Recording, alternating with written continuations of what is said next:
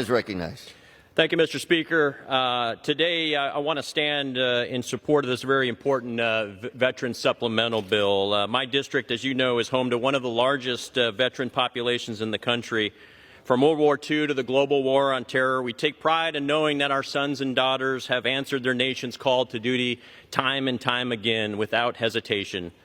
They answered the call not for personal gain and not for personal glory, but out of a deep love for their country and out of deep patriotism and a belief that their government, including the VA, would always stand behind them. They didn't ask for much, just that their government keep its end of the bargain. But right now, that belief, that trust is being tested. Due to the VA's mismanagement of their budget, 7 million veterans will lose their benefits beginning on October 4th without congressional action. They will lose their pension benefits. They will lose their GI Bill benefits, their burial benefits, life insurance payments, survivor benefits. This is a cliff that happens on September 20th and will affect their payments as of October 1st. As a combat veteran and former naval aviator myself, I was not comfortable allowing these benefits to simply lapse. We can't afford to leave our vets high and dry without the medical care and the GI benefits that they've earned. But we also can't afford to just give the VA a blank check without figuring out the root cause of the issue to be solved. This isn't just about funding. It's about fixing a broken system and ensuring that our veterans aren't left behind simply because of bureaucratic failures. They deserve. Ever since it was signed into law, the VA has been hard at work finding veterans in need of care and cutting through the bureaucracy to get them the benefits and medical care that they deserve.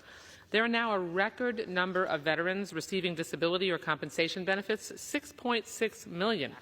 The smoke and mirrors that is being stirred up by our friends on the other side of the aisle is just that. Thank you, Mr. Speaker. I just want to clarify, and I appreciate the bipartisan support for this stopgap measure, but this isn't smoke and mirrors. There are more veterans. There are more benefits. These are good things. Okay. All we're asking for is that the President's budget request and the congressional processes reflect the higher demands and thus the higher dollar values, but also hopefully gain more efficiencies and frankly have the dollars go a little bit further through the VA processes, and that's why the reporting language in this bill is very important. But I'm glad that this does have bipartisan support. Mr. Speaker, I rise to express my support for H.R. 9468, legislation that addresses a critical funding shortfall at the Veterans Benefit Administration, which could delay delivery of crucial veterans education and disability benefits.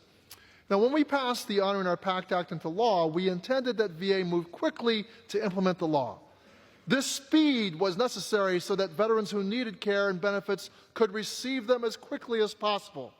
We also gave VA the money necessary to do the work and the authority to move more quickly if it could. But the rhetoric regarding VA's financial management belies their true motive here, which is to take any and every opportunity to bash the Biden-Harris administration, and in this case, for simply providing care and benefits to veterans. From what we've heard today, it sounds like Republicans are begrudgingly willing to fund VBA when this is the bare minimum that we should be doing. Mr. Speaker, this isn't about getting a pound of political flesh or making this about Republicans versus Democrats, left versus right. This is about doing what's right for our veterans. The fact is there is a real cliff that hits at the end of this week, and tying it to a CR is a disservice. We shouldn't use veterans as political pawns within the CR conversation.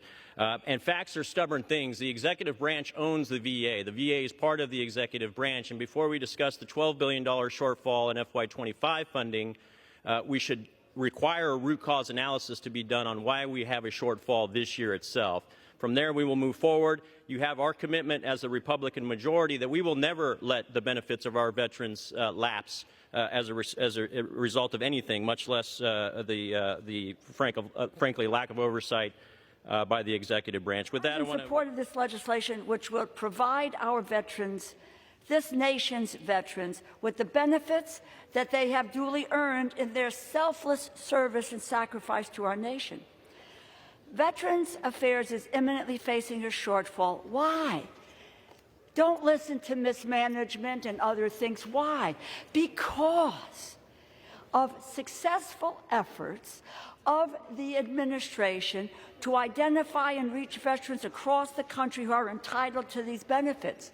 We signed something called the PACT Act, which says that service people in all wars were going to be able to get medical services if they were exposed to toxic chemicals and to burn pits. I just want to reiterate again, facts are stubborn things. The VA is part of the executive branch. We have a higher demand. We know PACAC exists. Let's have the president ask for a commensurate level of money before going to Congress. The PBR, President's budget request, should reflect this higher demand. This is one of the issues with root cause. That's what we're asking for, not just giving the money to the VA, but getting to root cause. I rise today in support of H.R. 9468, offered by my friend and fellow veteran. Let me say that again, friend and fellow veteran, because when our side over here is talking, we're talking as veterans who understand the issues. Representative Mike Garcia of California is carrying this bill. I thank him for his service. I'm a veteran. Today, we're carrying our responsibility to protect our veterans and taxpayers.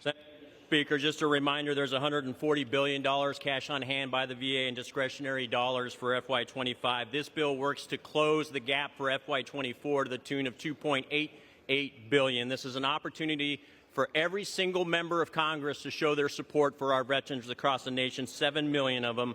I urge support for H.R. 9468.